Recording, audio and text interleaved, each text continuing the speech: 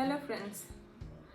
So after discussion of the first and second trimester, we have now reached the third trimester of pregnancy.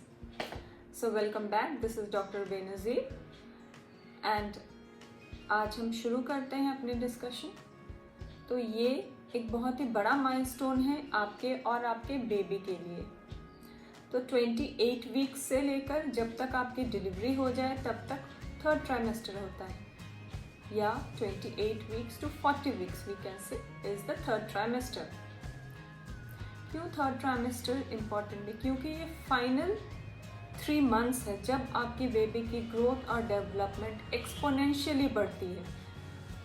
आपका baby अब आपकी बातें सुन सकता है, देख सकता है, अपने थंब को सक कर सकता है, उसके मूवमेंट पहले से ज़्यादा मैच्योर हो गए होंगे। अब उनकी मूवमेंट आप काउंट कर सकते हैं। मैंने एक मूवमेंट काउंट करने के लिए एक वीडियो बनाया हुआ है, उसे आप रेफ़र कर लीजिए। अब ये इम्पॉर्टेंट है कि आप अपने बेबी के मूवमेंट काउंट करें, या एटलीस्ट आपको ये अवेयरनेस रहे कि हाँ मेरा बेबी कितना अच्छा मूव कर रहा है, कितना नहीं। स्पेशली उन मदर्स के लिए ये है जो कोई ना कोई कॉम्प्लिकेशन ऑफ प्रेगनेंसी से डील कर रही हैं, चाहे वो ब्लड प्रेशर की प्रॉब्लम हो, चाहे वो डायबिटीज़ की प्रॉब्लम हो, या आपके बेबी की ग्रोथ अच्छी नहीं हो रही हो। ये सब और भी ज़्यादा इंडिकेट करता है कि आपके बेबी को मूवमेंट को काउंट करना ज़रूरी है। थर्ड ट्राइमेस्टर एक इम्पॉर्टेंट माइलस्टोन इसलिए भी है क्योंकि बहुत सारे प्रेग्नेंट वुमेन की प्री टर्म डिलीवरी हो जाती है। अब ये प्री टर्म डिलीवरी किसे कहते हैं? सबसे पहले हम जानते हैं टर्म क्या होता है। जब हमारी प्रेगनेंसी की 37th वीक स्टार्ट हो जाती है तब हम कहते हैं हमारी प्रेगनेंसी टर्म तक पहुंच गई है। तो ये टर्म तक पहुंचना बहुत ही अच्छी प्रोग्नोसिस होती है आपके बेबी के लिए। अगर टर्म तक पहुंचने के बाद कभी भी आपकी बेबी डिलीवर होती है तो उसके बाहर के एनवायरनमेंट में सरवाइव करने के बहुत ज़्यादा चांसेस हैं। लेकिन टर्म 37 वीक्स से पहले कोई भी बेबी अगर किसी भी वजह से डिलीवर होता हो तो उसे कहते हैं प्री टर्म डिलीवरी। तो ये प्री टर्म बेबीज़ जो होते हैं उन्हें थोड़ा मुश्किल होता है बाहर की दुनिया में सरवाइव करना। लेकिन मेडिकल फील्ड आजकल इतनी एडवांस कर गई है कि अब इवन 30 वीक्स के बच्चे को भी अगर अच्छी सुविधा मिले, अच्छे फैसिलिटीज़ मिले तो भी वो सरवाइव कर सकते हैं। इसीलिए 28 वीक्स के बाद हर एक दिन जो गुजरता है वो आपके बेबी के सर्वाइवल को और इम्प्रूव करता है इन केस आपकी प्री टर्म डिलीवरी हो जाए। प्री टर्म में एक इम्पॉर्टेंट माइलस्टोन है 34 वीक्स। 34 वीक्स के बाद मतलब 34 वीक्स से 37 वीक्स के बीच में अगर आपकी डिलीवरी हो जाती है, चाहे वो किसी भी वजह से हो, तो आपके बेबी के सर्वाइव करने के चांसेस बहुत बेहतर है एज़ कम्पेयर टू वो बच्चे जो 34 वीक्स से पहले डिलीवर हो जाते हैं। अब आपके वज़न भी बढ़ने लगी होगी पहले से ज़्यादा, क्योंकि आपके बेबी की वेट 28 टू 30 वीक्स के बीच में 1 kg तक पहुंच जाती है। आपका बेबी ग्रो कर रहा है, उसके साथ प्लेसेंटा ग्रो कर रही है, एमनियोटिक फ्लूइड है, आपके बॉडी में चेंजेस हो रहे हैं। सबके वजह से अब आपके बॉडी वेट और ज़्यादा इंक्रीज़ करेगी। तो लास्ट ट्राइमेस्टर में भी around 0.5 to 1 kg per week weight gain होती है। थर्ड ट्राइमेस्टर में कैलोरी इनटेक भी इंक्रीज होती है कंपेयर टू फर्स्ट और second trimester. 450 calorie per day requirement होती है। तो अपने डाइट को उस हिसाब से एडजस्ट करें। और अगर आपको कोई हाई रिस्क फैक्टर है, जैसे आपको डायबिटीज़ है, तो अपने डॉक्टर से बात करके या डाइटिशियन से बात करके अपने डाइट को मॉडिफाई करें और उसे फॉलो करें। एक्सरसाइज, तो एक्सरसाइज, मॉडरेट एक्सरसाइज अभी भी आप कंटिन्यू कर सकते हैं, लेकिन ये ध्यान में रखिए कि इस ट्राइमेस्टर में आपके एक्सरसाइज अंडर स्ट्रिक्ट सुपरविजन होनी चाहिए। कभी भी अकेले में आप एक्सरसाइज ना करें, क्योंकि अगर थोड़ी सी भी मिस्टेक हुई तो आपको चोट लग सकती है, आपके बेबी को नुकसान पहुंच सकता है। कभी भी बहुत देर तक खड़े रहना पड़े तो अपने पैरों को एक लो स्टूल से पर सपोर्ट कर लें। बहुत देर तक बैठना पड़े तो भी अपने पैरों को लो स्टूल पर सपोर्ट करें, अपने नीज़ को वेस्ट के ऊपर रखें, अपने बैक को स्ट्रेट रखें। तो ये सब फॉलो करने से आपके बैक एक की प्रॉब्लम थोड़ी रिलीफ हो सकती है, क्योंकि अभी आपके बेबी बम्प के वजह से आपके बॉडी के सेंटर ऑफ ग्रेविटी चेंज हो जाती है, इसीलिए थोड़ी सी लापरवाही से आप गिरने के चांसेस बढ़ जाते हैं। तो कंफर्टेबल ड्रेस पहनना, कंफर्टेबल शूज़ पहनना, जूते भी विदाउट हील्स पहनना, ताकि आपको किसी भी तरह की कोई डिस्कम्फर्ट ना हो। कभी भी झुकें आप तो डायरेक्ट ना झुकें, अपने घुटनों के पर बैठें और फिर अपना जो भी काम है वो करें। अब आपको आपके स्ट्रेच मार्क्स ज़्यादा दिखने लगे होंगे एब्डोमेन में, लोअर पार्ट ऑफ एब्डोमेन में, आपके थाइज में, ब्रेस्ट्स में, ये सारे जगह पे स्ट्रेच मार्क्स बहुत ही ऑब्वियस है, क्योंकि ये साइज में इंक्रीज होते हैं। स्ट्रेच मार्क्स फिजियोलॉजिकल है। अगर कोई भी आपका स्किन ज़रूरत से ज़्यादा स्ट्रेच होगा, अपने कैपेसिटी से ज़्यादा स्ट्रेच होगा, तो उसमें स्ट्रेच मार्क्स आएंगे। किसी स्किन टोन में ये प्रॉपरली विजिबल हो जाते हैं, किसी में नहीं होते हैं। इसे प्रिवेंट तो नहीं कर सकते हैं, बट अपने बॉडी को मॉइस्चराइज करना चाहे तो आप कोकोनट ऑयल यूज़ कर सकते हैं। आपके एब्डोमेन में आपको एक और पिगमेंटेशन दिख रहा होगा, जो कि आपके एपिगैस्ट्रियम से लेकर प्यूबिक सिम्फाइसिस तक एक डार्क लाइन आपको दिखेगा, उसे कहते हैं लीनिया नाइग्रा। कभी कभी कुछ प्रेग्नेंट वुमेन में चेहरे पे भी पिगमेंटेशन दिखता है, जो कि प्रेगनेंसी में हार्मोनल चेंजेस के वजह से होता है, उसे कहते हैं क्लोआज़मा। तो ये सबसे घबराएं नहीं। तो ये जनरली आपकी प्रेगनेंसी के बाद मोस्ट ऑफ द केसेस में रिजॉल्व हो जाते हैं। बैक एक की प्रॉब्लम, आपको पोस्चर मेंटेन करना होगा, जैसे मैंने कहा, झुक के नहीं चलें, और अगर आपको ज़रूरत पड़े तो लोकल एनाल्जेसिक अप्लाई कर सकते हैं, या बहुत ही सिवियर केस में पैरासीटामोल यूज़ कर सकते हैं।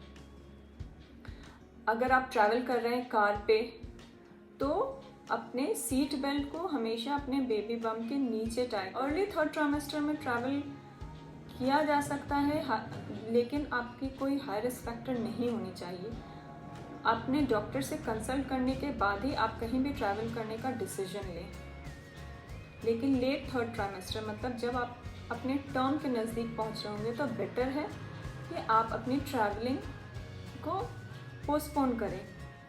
थर्ड ट्राइमेस्टर में अब आपके डॉक्टर को विज़िट करने की फ्रीक्वेंसी इंक्रीज़ हो जाती है। जनरली 36 वीक्स तक एवरी 2 वीक्स आप विज़िट कर सकते हैं, और उसके बाद एवरी वीकली अपने डॉक्टर को विज़िट करते रहें। Regular BP monitoring, weight monitoring इसलिए भी इम्पॉर्टेंट है कि ये इंडिकेट करता है कि आपकी बेबी की ग्रोथ कैसी हो रही है। स्टैटिक वेट, मतलब बहुत हफ्तों तक वेट नहीं बढ़ना, भी एक अच्छा साइन नहीं है। तो अपने डॉक्टर से कंसल्ट करें, ताकि एक फीटल मॉनिटरिंग वो कर लें, ये देखने के लिए कि बच्चे की वज़न ठीक बढ़ रही है और या कोई प्रॉब्लम तो नहीं है। ये सब देखने के लिए अपने डॉक्टर को विज़िट करें। हेल्दी डाइट कंटिन्यू रखें। लेट थर्ड ट्राइमेस्टर में, मतलब नियर टू टर्म, फिर से आपकी फ्रीक्वेंट यूरिनेशन की कंप्लेन वापस आ जाती है, मतलब आपको फिर से वापस बार बार टॉयलेट जाने की ज़रूरत पड़ती है। ये इसीलिए होता है क्योंकि अब आपके बेबी का सर धीरे धीरे आपके पेल्विस में एंटर करने लगा है, तो जिसके वजह से आपके ब्लैडर में प्रेशर पड़ता है और आपको बार बार यूरिन जाने की इच्छा होती है। कुछ लोग थर्ड ट्राइमेस्टर में डिस्चार्ज की भी कंप्लेन करते हैं। तो आपको ध्यान रखना है कि अगर आप कभी भी वाटरी डिस्चार्ज हो, पानी की तरह सडन आपका डिस्चार्ज हो रहा है, लीक हो रहा है, तो आपको तुरंत डॉक्टर से मिलना है। हो सकता है आपका वो लेबर स्टार्ट होने का साइन हो। अगर थिक कर्डी डिस्चार्ज हो रहा है बिल्कुल दही की तरह, मतलब कोई ईस्ट या फंगल इन्फेक्शन है, तो उसमें भी आपको गायनेक से कंसल्ट करके जो भी मेडिसिन वो प्रिस्क्राइब करेंगे वो आपको लेनी है। बट म्यूकॉइड डिस्चार्ज या non irritant odourless discharge physiological भी हो सकती है। एक और इम्पॉर्टेंट चीज़ जो हमें जानना चाहिए कि हमें थर्ड ट्राइमेस्टर में एक फ्रीक्वेंटली फील होती है अपने एब्डोमिनल टाइट होते हुए। तो एब्डोमिनल टाइटनेस की कंप्लेंट बहुत लोग करते हैं। तो ये एब्डोमिनल टाइटनेस जनरली होता है ब्रैक्सटन हिक्स कॉन्ट्रैक्शन, क्योंकि जब ये टाइटनेस आपको फील होती है तो आपको कोई पेन नहीं होगा। जनरली ये टाइटनेस ऊपर से अपर पार्ट ऑफ एब्डोमेन से लेकर नीचे तक होती है और वो पोस्चर चेंज से या चलने फिरने से ये ठीक हो जाती है। ये ब्रैक्सटन हिक्स कॉन्ट्रैक्शंस एक्चुअली में अब आपके यूट्रस को प्रिपेयर कर रहा है डिलीवरी के लिए, क्योंकि जैसे जैसे आपके टर्म नज़दीक पहुंचते जाती है तो जो आपको लेबर पेन्स होगा ये ब्रैक्सटन हिक्स कॉन्ट्रैक्शन उन पेन्स में मर्ज करने लगता है। तो ये जो कॉन्ट्रैक्शंस आप फील कर रहे हैं वो ट्रू लेबर पेन नहीं है, वो एक्चुअली में फॉल्स लेबर पेन है, जिसे हम ब्रैक्सटन हिक्स कॉन्ट्रैक्शन भी कहते हैं। तो ट्रू लेबर पेन और फॉल्स लेबर पेन में क्या फ़र्क है? फॉल्स लेबर पेन एक्चुअली आपको इर्रेगुलर इंटरवल्स पे आता है, मतलब उसकी कोई प्रॉपर टाइमिंग नहीं होती, बहुत ही इरेटिक होता है। जबकि ट्रू लेबर पेन्स में आपको एक रेगुलर टाइमिंग पे आता है। ट्रू लेबर पेन्स की फ्रीक्वेंसी धीरे धीरे बढ़ती है, उसकी इंटेंसिटी बढ़ती है, उसकी ड्यूरेशन बढ़ती है। जबकि आपके फॉल्स लेबर पेन में आपको कोई भी फ्रीक्वेंसी प्रॉपर नहीं रहती है और ड्यूरेशन भी आपकी बहुत कम रहती है, इंटेंसिटी भी बहुत कम होती है। फॉल्स लेबर पेन पेनलेस होता है, आपको पेन्स नहीं होगा, सिर्फ टाइटनेस की तरह फील होगा, जो कि खुद ही पोस्चर चेंज से रिलीव हो जाएगा या सिडेट करने से। अगर आप अपने डॉक्टर को विजिट करेंगे, अगर आपको सिडेट करते हैं तो वो पेन चले जाएंगे। जबकि ट्रू लेबर पेन जो एक्चुअली लेबर पेन होता है वो पेनफुल होता है। उस पेन में की वजह से कभी कभी आपको चलने फिरने में भी दिक्कत हो सकती है और वो सिडेट करने से या पोस्चर चेंज करने से या चलने फिरने से वो पेन नहीं जाता है। प्लस ट्रू लेबर पेन्स के साथ other signs of labour such as blood mixed mucus, जिसे शो भी कहते हैं, वो डिस्चार्ज हो सकता है, या तो आपको वाटरी लीकेज पर वजाइनम फील हो सकता है। जबकि ये सब आपको फॉल्स लेबर पेन्स में नहीं दिखेगा। तो आप एक आइडिया अगर आपको रहता है कि ट्रू और फॉल्स लेबर पेन में क्या फ़र्क है, तो आप बेटर डिसीजन ले सकते हैं कि मुझे इस टाइम पे डॉक्टर से मिलना चाहिए या नहीं मिलना चाहिए। काफ़ी बार प्रेग्नेंट वुमेन को जब वो इनकी थर्ड ट्राइमेस्टर टर्म तक पहुंचने लगती है, मतलब 37 वीक्स के आसपास, तो सडनली उनको अपने एब्डोमेन का प्रेशर रिलीज जैसा फील होगा, मतलब थोड़ा आराम लगने लगेगा। ये इसे कहते हैं लाइटनिंग। ये होता है क्योंकि आपके बेबी का जो हेड है वो आपके पेल्विस में एंटर कर जाता है और एंगेज हो जाता है, तो सडनली आपको ऐसा प्रेशर रिलीफ जैसा लगेगा। ये भी जानना ज़रूरी है कि जब भी आप सोएं तो आप एक करवट में सोएं और वो भी प्रेफरेबली बाएं करवट में। अब आते हैं कुछ इन्वेस्टिगेशंस जो थर्ड ट्राइमेस्टर में इंडिकेटेड हैं। सबसे पहले आपकी जो कंप्लीट ब्लड काउंट है, हीमोग्लोबिन स्पेशली, वो रिपीट करवाएंगे ताकि अगर आपको अनीमिया डिटेक्ट हो तो वो हम जल्दी से जल्दी ट्रीट कर सकें। डिलीवरी के दौरान आपकी हीमोग्लोबिन नॉर्मल में रहना बहुत ज़रूरी है। मदर जो एनीमिक होती हैं उनको लेबर के टाइम पे या ऑपरेशन के टाइम पे काफ़ी सारे रिस्क्स होते हैं, तो ज़रूरी है कि आपके हीमोग्लोबिन नॉर्मल रेंज में रहे। यूरिन एग्जामिनेशन भी रिपीट करवा सकते हैं। अगर आप डायबिटिक हैं तो ब्लड शुगर मॉनिटरिंग की ज़रूरत है। अगर आप हाइपोथायरॉयड हैं तो आपकी थायराइड लेवल भी थर्ड ट्राइमेस्टर में वापस से चेक की जाएगी। और एक इम्पॉर्टेंट इन्वेस्टिगेशन है इनडायरेक्ट कूम्स टेस्ट उन माओं के लिए जिनके ब्लड ग्रुप नेगेटिव है। और अगर इनडायरेक्ट कूम्स टेस्ट आपकी नेगेटिव होती है तो एक इंजेक्शन एंटी डी जो कि आपको 28 वीक्स के आसपास लग जानी चाहिए। अल्ट्रासाउंड की बात करें तो आपके अल्ट्रासाउंड अगर अनकॉम्प्लिकेटेड प्रेगनेंसी है तो 1-2 बार आपके थर्ड ट्राइमेस्टर में वो अल्ट्रासाउंड करवा सकते हैं, आपके बेबी के डेवलपमेंट को देखने के लिए, ग्रोथ को देखने के लिए, ब्लड सप्लाई को देखने के लिए, प्लेसेंटा पोजीशन को देखने के लिए। अगर आपकी प्रेगनेंसी किसी भी वजह से कॉम्प्लिकेटेड है तो आपकी ये अल्ट्रासोनोग्राफी की फ्रीक्वेंसी बढ़ाई जा सकती है। मतलब हो सकता है एवरी 2 वीक्स करवाएं या एवरी वीकली करवाएं, तो वो डिपेंड करता है कि आपकी प्रेगनेंसी में कुछ कॉम्प्लिकेशंस है या नहीं है। अब हम ये जानते हैं कि कब ज़रूरी है आपको डॉक्टर से मिलना in third trimester. Third trimester में कभी भी अगर आपको ट्रू लेबर पेन्स आए, जैसा कि मैंने डिस्क्राइब किया, अगर आपके एब्डोमेन में टाइटनेस है और वो पेन के साथ आ रही है, रेगुलर इंटरवल्स पे आ रही है, अगर उसकी फ्रीक्वेंसी धीरे धीरे बढ़ रही है, ड्यूरेशन इंटेंसिटी बढ़ रही है, अगर उन पेन के साथ आपको लीकेज हो रहा है, वाटरी डिस्चार्ज पर वजाइनम या ब्लड मिक्स डिस्चार्ज पर वजाइनम हो रहा है, तो आपको हॉस्पिटल रिपोर्ट करना है। कभी कभी विदाउट पेन्स भी आपको वाटरी लीकेज होने लगती है, तो इस केस में भी आपको इमीडिएटली अपने हॉस्पिटल जाना है। किसी भी तरह के वजाइनल डिस्चार्ज जिसमें आपको इचिंग हो रही हो या थिक कर्डेड डिस्चार्ज हो, तो आपको डॉक्टर से मिलना है। आपकी फीटल मूवमेंट अगर किसी भी तरह से आपको पैटर्न में डिफरेंस दिख रहा है, काउंट करने से अगर आपको फीटल मूवमेंट कम महसूस हो रहा है, तो आप डॉक्टर से मिलें।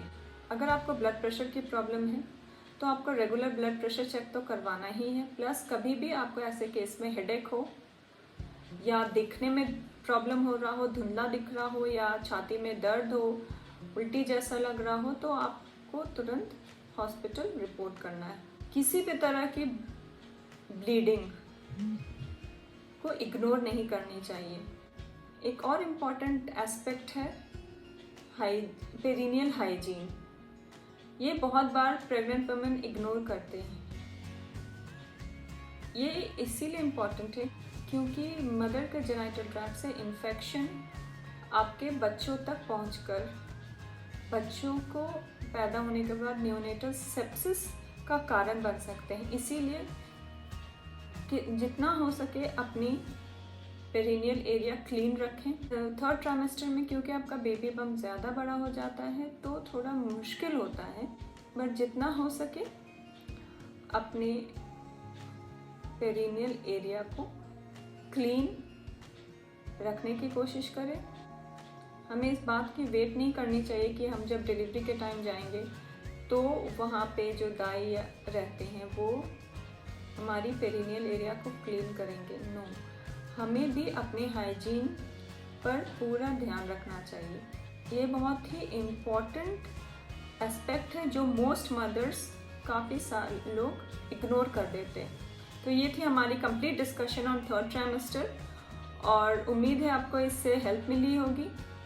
अपना ख्याल रखिएगा, अपने बेबी का ख्याल रखिएगा और टर्म के नज़दीक पहुँचते पहुँचते मेरी एडवाइस होगी कि अपनी बैग रेडी रखिए हॉस्पिटल ले जाने के लिए। जो भी ज़रूरी सामान है वो आप पैक करके रख लें ताकि एंड मोमेंट पे आपको हड़बड़ाने की ज़रूरत ना पड़े। प्लस सारे इन्वेस्टिगेशंस लेकर ही अपने हॉस्पिटल पे पहुँचें। So all the best for your delivery. Praying कि आपके बेबी और आप दोनों हेल्दी रहें, सेफ रहें। अपना ख्याल रखिएगा। Take care and good bye.